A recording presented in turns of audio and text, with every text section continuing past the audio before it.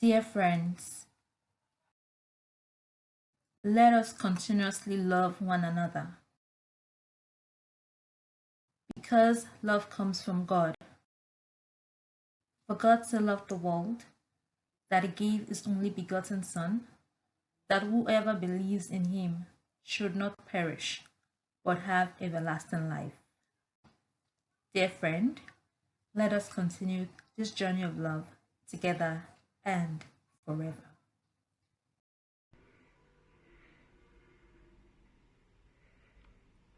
So this is rice and corn, igbo, with tofu, beske, and green pepper.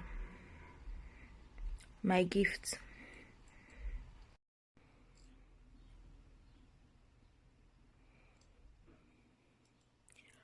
The only challenge is that I wonder why the olive oil in the green stew is so much.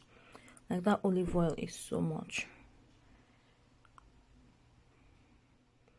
But this tastes very lovely. I don't even know what that white thing is. I think it's a kind of rice because it tastes like rice. But it tastes better than rice, and it's not couscous.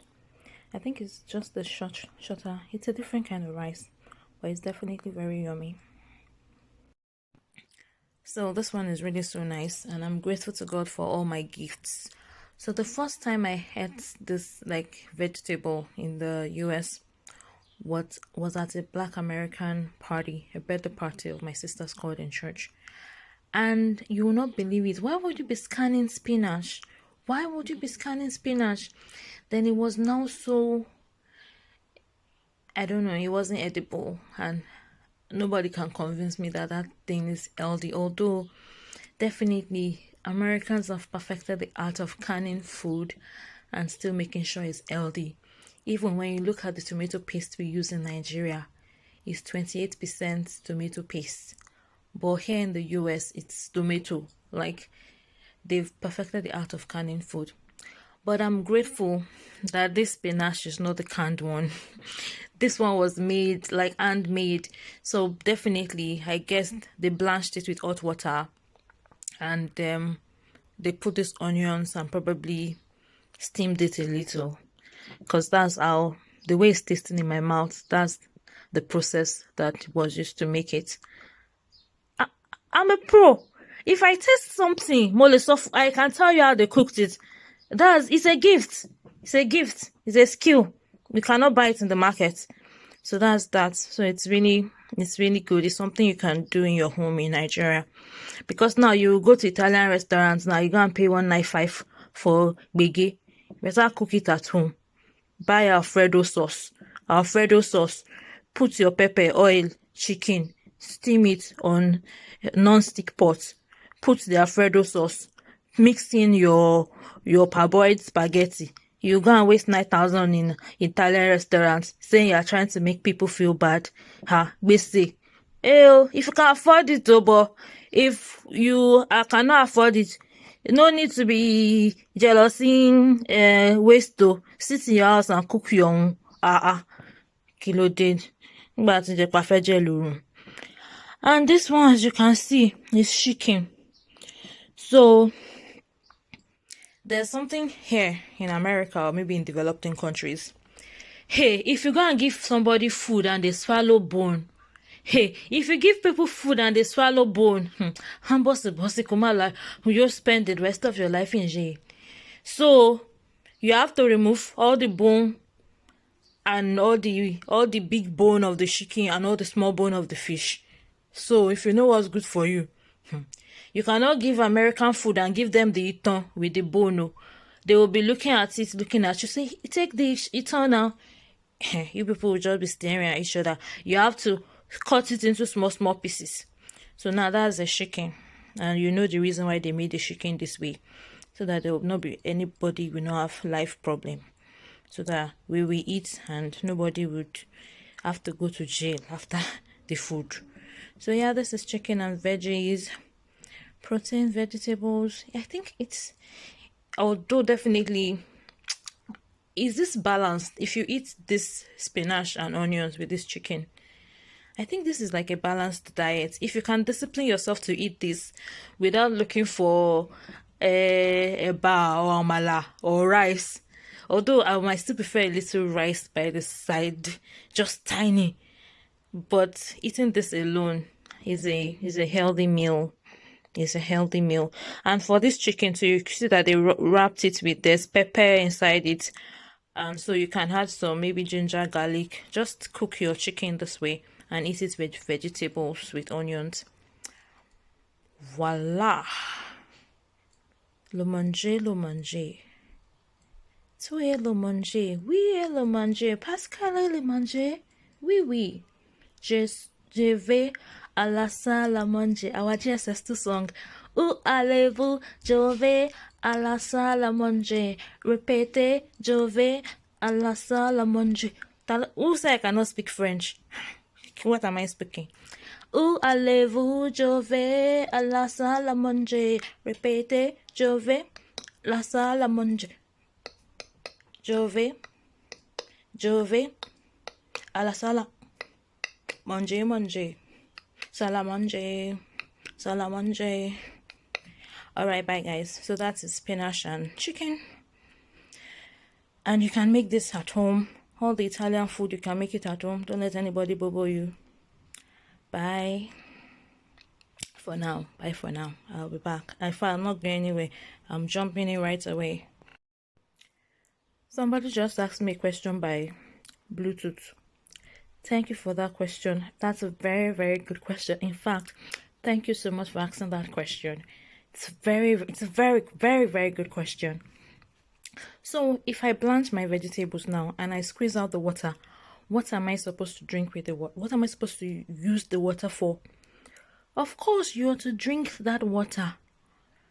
You're not a wasteful child.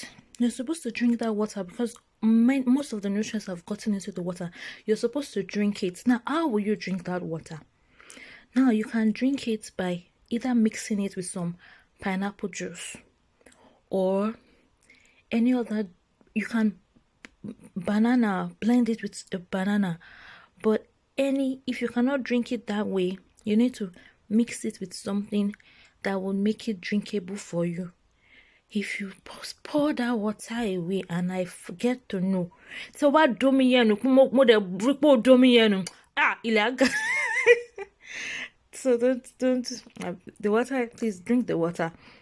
When I was younger and I used to live in my own house, we never used to blanch vegetables, so our eforiro is always like it was always watery, especially with all those green and everything. Our eforiro is always waterlogged.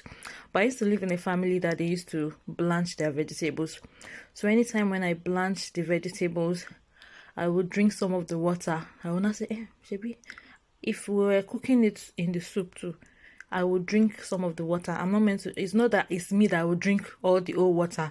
So I say I've taken my own dosage of vitamins from the water. I will not pour the remaining away because I know that water. Because we used to make plenty. When we now blanch it, we will now squeeze out the water. We'll now put it inside small bag inside the freezer. Now, in this family I was living with, if I'm happy for every experience in my life has been a great blessing. In this family too, you don't cook soup and eat soup the next day. And some people will say, hey, how can I be cooking soup and can you come the next day? By the time you do this on Saturday, if a foreigner is you want to use that kind of vegetable, or if you have ugu, I don't even know how we used to process ugu. I think when we wanted to eat ugu, we just buy it fresh. But now you already have those bags of vegetables in your fridge. You've already parboiled your meat. You already have your pepper in the fridge. Any evening when you want to cook and you bring out all of these things, tell me, in 45 minutes, won't you have soup and amala or anything or whatever you want to eat? Wouldn't it be ready? So you can cook fresh food for your husband every day. You don't have to turn it into a fight if he doesn't want to eat stale food and you don't have money for house help. But now the thing is, depending on where both of you are working, it should come and help you with the eba when you are making the stew. I beg. but depending, but anyway, how you run your home is, you guys should agree on the best way to run your home. But you can actually cook fresh food every day, or fresh soup every day for your muscle, and definitely drink the water. Don't be asking me jam question. Tabawa for me bonus in fine. Tabawa squeeze fine. To me bashaku. Kilama for me yeshi. Mummy is a drinking water. Thank you. Thank you for asking. That's a very good question. Very good question. Thank you. And one reason why all of this could work in that family I was talking about is that we had a big gen. So when there's no light for like 3 days and the freezer is like thawed, then we will now use the big gen and try not to use any things and just let the fridge work for like maybe 7 hours. So everything in the fridge do not used to get spoiled. It was always good. Because electricity in Nigeria, if you don't live in a fully furnished or fully serviced apartment, it's just a major headache. It affects your life, what you eat, what you drink, what you go, what you say, like how you use the toilet. Like it's just electricity is just such a major, yeah, because if there's no water, the pumping machine, and you have to maybe fetch water from the neighbor's house, you would know that you will hold that poo until you get to work, and you will pollute inside the bus. Say, Talo, yeah, so you will just do that. Talo, you two, you look around. Talo, yeah, so they will not know it's you. Anyway, electricity is such a very great thing that it's such a great. But yeah, all these things could work, especially with the veggies, because of the big gen. Anytime the freezer was no longer cold, then we'll just use the big gen and everything remains fresh. Normally, I will not show you my boots on the window. I'll first of all remove it. But I wanted to show you the birds, but that was just a reflex. Like, those birds just look so cute. Because I'm like, oh God, is that a boot she's exercising? Really? Because I'm like, oh, the exercise, I should be slim. So what exercise are you doing? I don't know. I'm exercising, although of late I've not been exercising. So I'm always ashamed to like show my exercise boots, because I'm like, those which exercise? What fake exercise? Then as I was leaving the store, I kind of like apologized to the woman that, yeah, I'm sorry for the mix up, but I gave you the coupon, and so I apologized to her that I'm really sorry for the mix-up, but I really wanted to use the coupon today, because I'm not going to that Walgreens again, because although the CVS where they normally give me my monthly drugs is just 2 blocks away from that Walgreens, but I never have anything to come and do at that Walgreens. And now I will now buy that cup, that honey, pay in full, then come back again to buy something else another day. Anyways, because when I apologized to her, I saw that her face was really so sad. I'm like, oh my God, I hope they're not going to give this woman a query, because that's not my intention at all. That's not my intention, to come and make her day a bad day. Because sometimes we come to America and we complain about whites and all of that. They also have their own issues, their sorrows, the things that make them sad. We all these white, black, Mexico, we're just all human beings, and we should care for each other. It wasn't really my intention, and I totally pray and hope that she doesn't get a query, and that she's not too hard on herself, because sometimes now she might not even get a query, but she might be hard on herself and all of that. Yeah, because that's another thing when you come to the US. You don't have to be too hard on yourself. And even whites, Americans, you don't need to be too hard on yourself. If you don't understand an African, totally, it's like 2 people from different continents. There will definitely be misunderstanding. So if there's a misunderstanding and something goes wrong, you don't need to take it too hard on yourself. And like now, especially for Africans coming to America or any other developing country for the first time, you don't need to be too hard on yourself when it's like, oh, maybe they are talking to you and you're not hearing what they're saying, or and they're kind of like in a haste.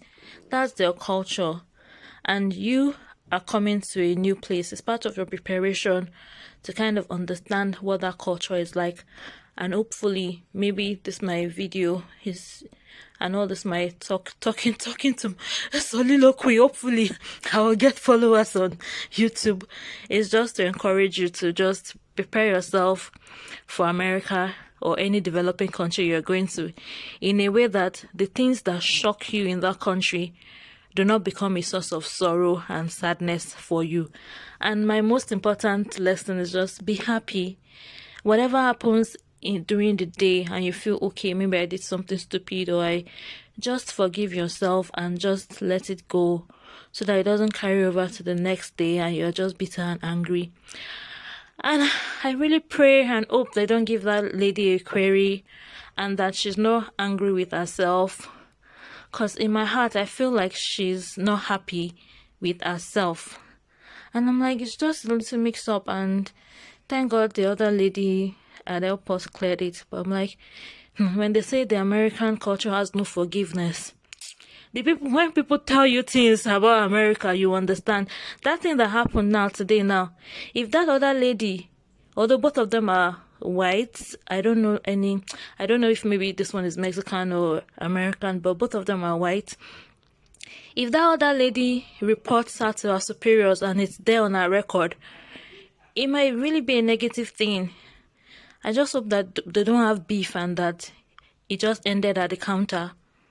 And I feel bad, but really, what should I have done? I did not ask for coupon. You people gave me coupon, and I said I want to use it.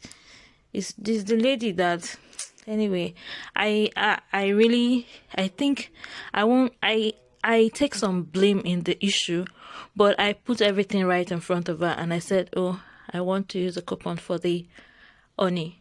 So anyway, let me stop talking so much on the same issue. But please, when you come to America, learn the American culture. Don't say everything is, people are different. Maybe the lady's having a bad day, she wasn't concentrating, she wasn't listening to me, and all of that. There are a lot of things people are going through. And definitely also, I don't know if I will ever have any American or any white person following me or listening to me. Also, be easy on yourself. Don't feel that, oh, I did something to somebody today, would they think I'm racist or not? Just be good. And if you've known that you did your best, just let it go, forgive yourself.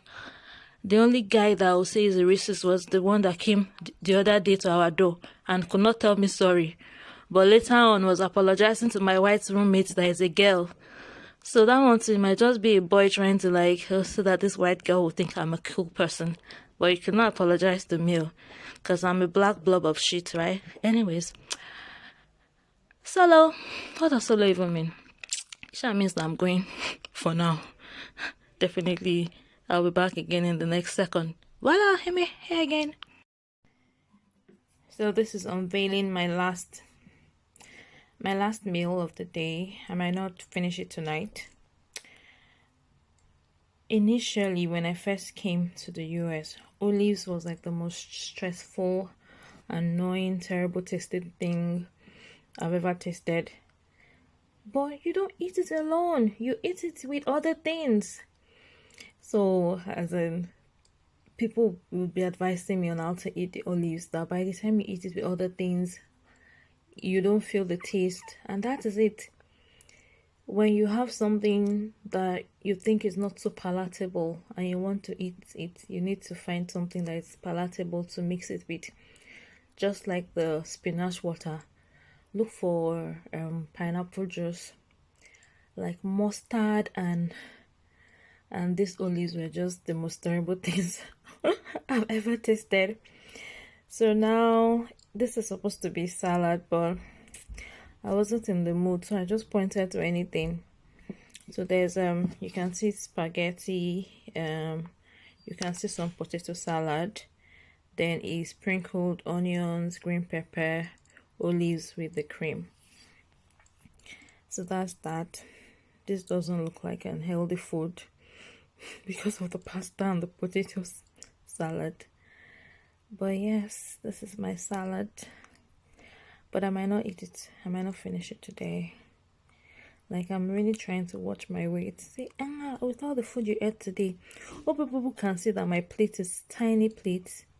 Hope you, I don't know, my camera looks too big. It's a tiny plate. How will I, what would I use to show you? It's a tiny plate. It's just like the mouse, one and a half of a mouse, and even the height. See the height. So, and that was like all the plates of all the food I ate today. So yes, thank you for joining me to look at all this food together. And why am I even showing you all this food stuff? I don't know. I think it's part of like exposure and learning, just to see what all of this looks like. Yeah. And to show that you can definitely make this for yourself at home. And even in Nigeria, all the ingredients you need to make it, these are available, except for the olives. The olives, you might need to go to maybe like ShopRite, because definitely there are expatriates in Nigeria, or a Kota shopping complex, or somewhere in Lekki. I'm sure you will see olives because there are expatriates in Nigeria, and some of them just like the way you come to America and say, you cannot do without African food, they too cannot do without their food. So you definitely find anything you want in Nigeria. But the problem now is the prices might be like the naira equivalent of the dollar value. So it might be priced, it might be it's a little bit expensive. Yeah, but because the expatriates are earning in dollars, it's affordable for them. Okay, bye. Yeah, well, this is it's a terrible experience to have, so you can decide to give yourself at least that experience for once, so that you know that you experienced it and never again. Alright, bye guys. Bye for now. I'm still around. I'm over in somewhere. Ralia, raising Holy Spirit filled academic lions in Africa.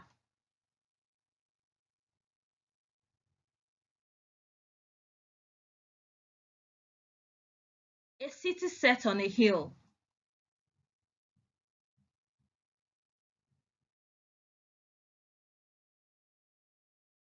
A light that never goes out. Ralia, he's here!